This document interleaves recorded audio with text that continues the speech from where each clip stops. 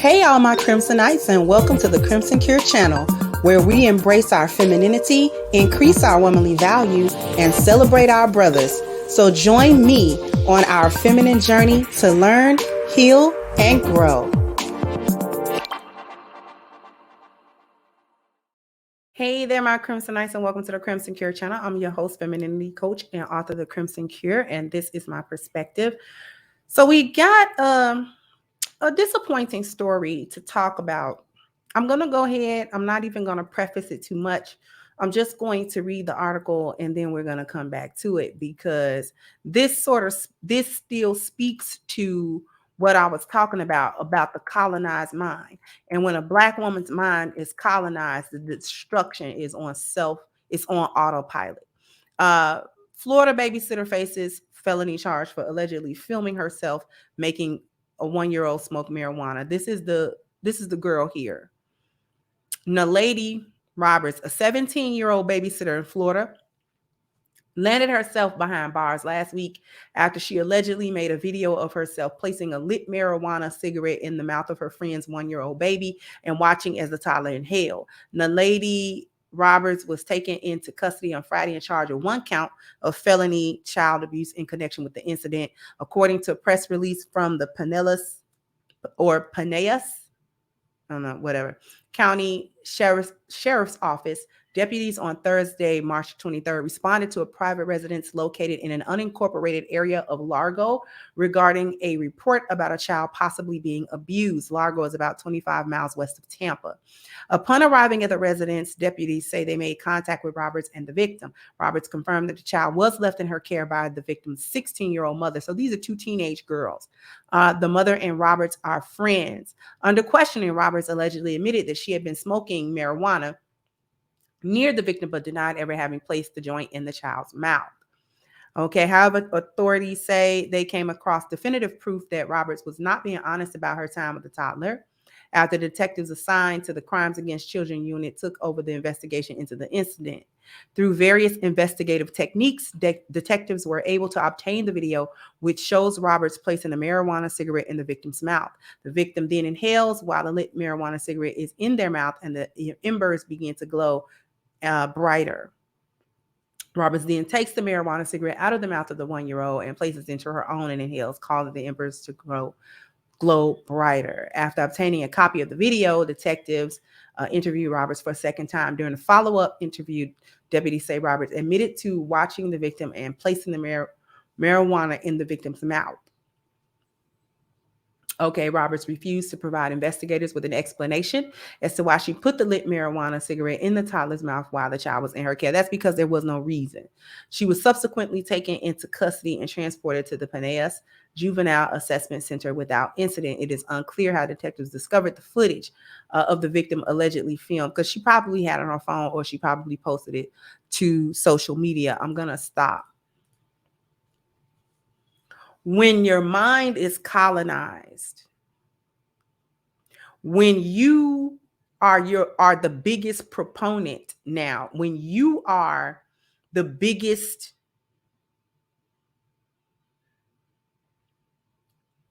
and the most culpable for your own destruction, this is what happens. The self-destruct is on autopilot. These are young girls, so they're not being raised. First of all, the 16-year-old is the single mother, and the 17-year-old that put the joint in the baby mouth is the best friend that was watching the baby. Okay, so that's not her baby. That's her friend's baby that she was watching. And she thought it was going to be cute, something funny to do, to see if the 1-year-old can, take a pull. Okay.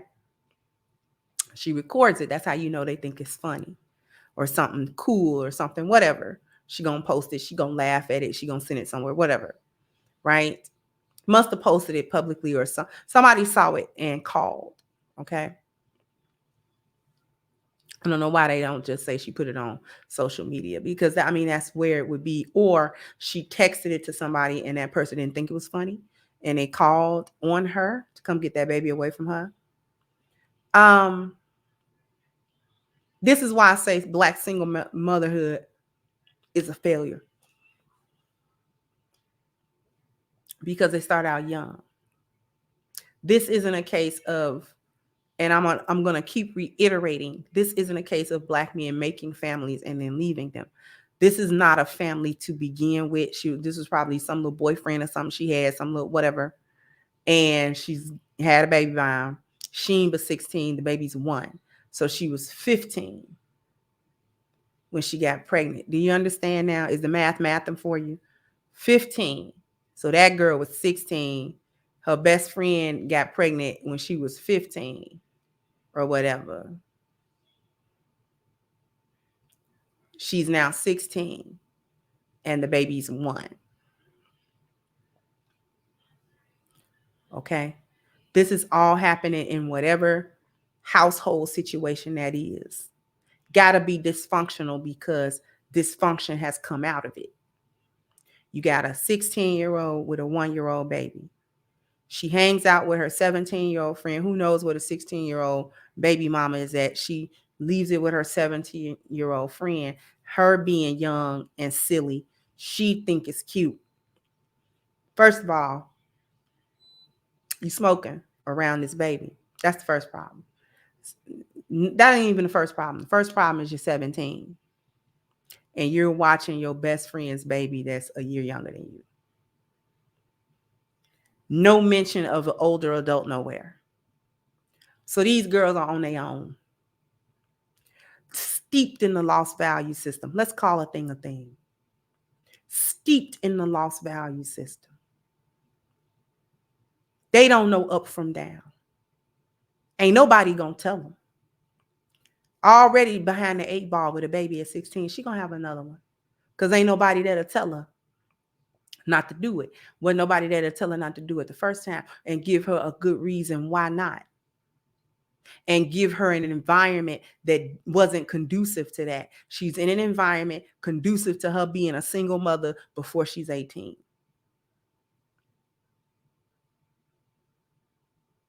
We've got an environment conducive to 2 young girls just in the world on their own, doing whatever they doing. Nobody guides, nobody talks to, they not gonna figure out something wrong with them until well into their 30s or 40s, if then. If then. They're gonna have several children. This is the trap. They're gonna have several children between them. Smoking, drinking, partying, screwing.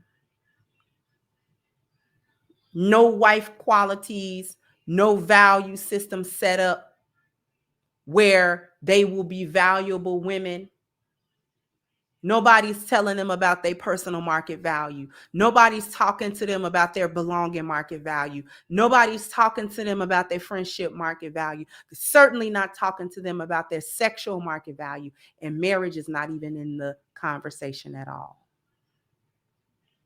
Nobody is talking to them about their sexual market value in a comprehensive way that tells them not to be transactional, that tells them not to involve themselves in thought culture and hoe culture and casual sex and one night stands and hookups and all that, having a high body count and all of this other stuff. Nobody's telling them that it's supposed to be about love and a spiritual objective and purpose and satisfying and about family. And that's the real message of procreation. Nobody tell them that.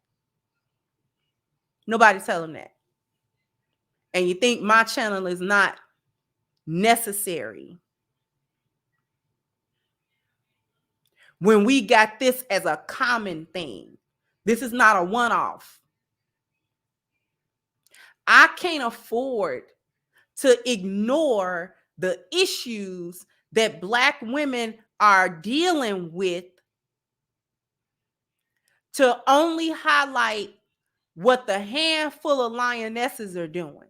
Lionesses got their head down working, is what lionesses are doing. Lionesses are in the plains hunting for their family. That's what they're doing.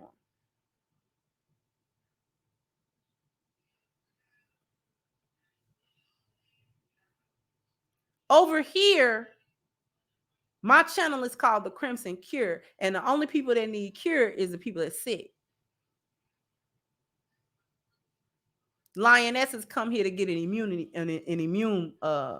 boost their immune system, inoculate them against the hyena foolishness that they got to live in, because we got to live in this environment too. We don't get to completely separate. It is of extreme import that we discuss the nature of the problem and the solution, because it needs to be discussed. Black women are falling into a trap before they know it's a trap. The same way Black boys are set up for the trap before they ever know anything about a trap. Next thing you know, they got to dig themselves out of a hole. They don't even know how they got in the hole.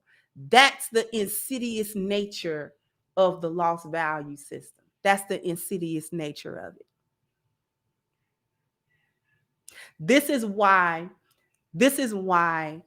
we can't rock with, I'll speak for me, talking about what slavery was and what it wasn't. And when we're not in chains now, we don't have to be. The fact that the slavery that our ancestors endured, because slavery itself is a biocultural event that produced the lost value system, we're still in this. This is the slavery. We don't need chains. We don't need shackles. We don't need a whip. We don't need that. All we need is this right here. This is the nature of the colonization. This right here. It gave birth to that. That's the monster we've been fighting. This monster is the one we don't understand. We can't comprehend this monster. We can't do it. We don't comprehend spirituality with no truth, health with no care, family with no love and support, appearance with no standard, dwellings with no peace, mobility with no fair structure, education with no discipline, professions with no loyalty, leisure with no limit, and wealth with no detachment. We don't even understand the nature of that.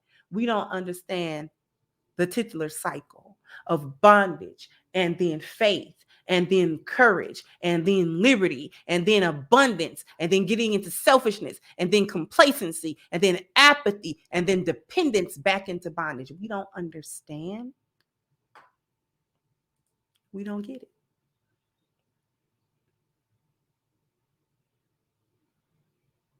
That's why we still here. That's why we still can't figure nothing out. And our elders was telling us this. The Dr. Francis Cress Welsings, Neely Fullers, the Dr. Claude Andersons, the John Henry Clarks.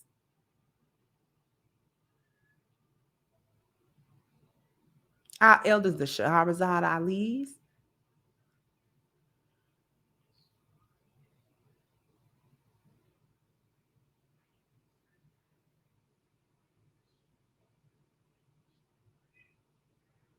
Our elders have been telling us this stuff. We still ain't figured it out. Got a whole blueprint how to get out. What is a value system? What is that? How do value systems come about? They come about because of the confluence and the interactions between biology, culture, and environment. Broke down what is biology, what is culture, what is environment, and how do these things interact, how biology creates a culture, how these two things together affects what kind of environment is going to be created that is going to have to be in support of the biology and the culture.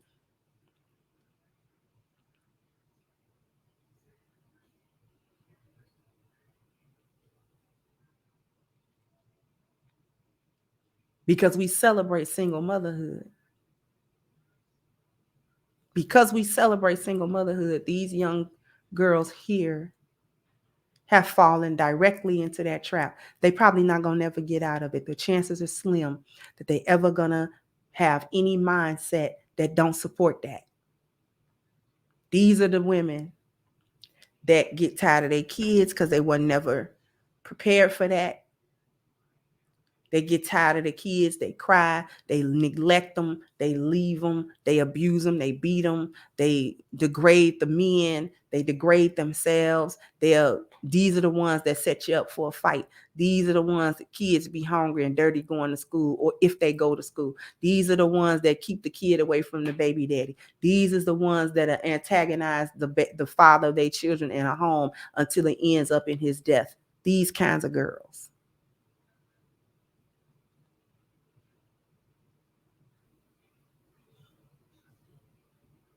Because they're steeped in this.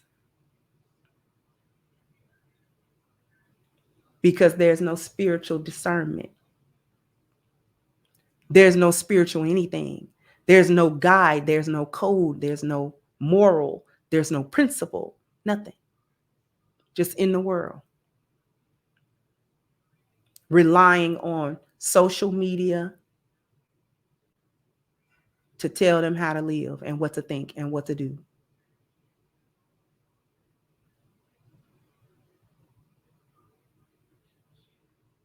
And we just about the only group of women that are still celebrate single motherhood. But this is what it looks like. This is what it looked like. This is what it produces. You want to tell that lie that single motherhood is this woman that's doing everything that she can and her children come up good, just as good as if they were in the home with two parents. No, they don't. This is what it is. Putting joints in kids' mouths and filming it and laughing at it and sending it to people and then getting caught. Unfortunately, this isn't going to make her reflect on why that was wrong. She think they wrong. She think they doing too much. And we're not a big deal. She mad at whoever called them folks on her. She not going to reflect on this. She'll do it again. Her friend not even mad. I bet you, a penny and a fiddle of gold, her friend not mad. Her friend think they doing too much.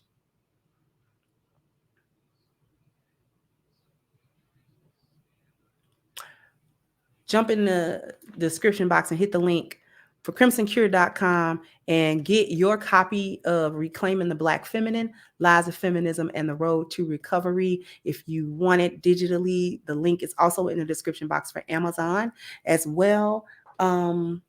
Jump down in the comment section. Let me know what you think. Like, share, subscribe to the channel if you have not. Once again, I'm your host of Crimson Cure, and this was my perspective. Bye-bye, Crimsonites. Hello, my Crimsonites and all of my supporters. I invite you to go and get your copy of my new book, Reclaiming the Black Feminine, The Lies of Feminism and the Road to Recovery, on sale now at crimsoncure.com.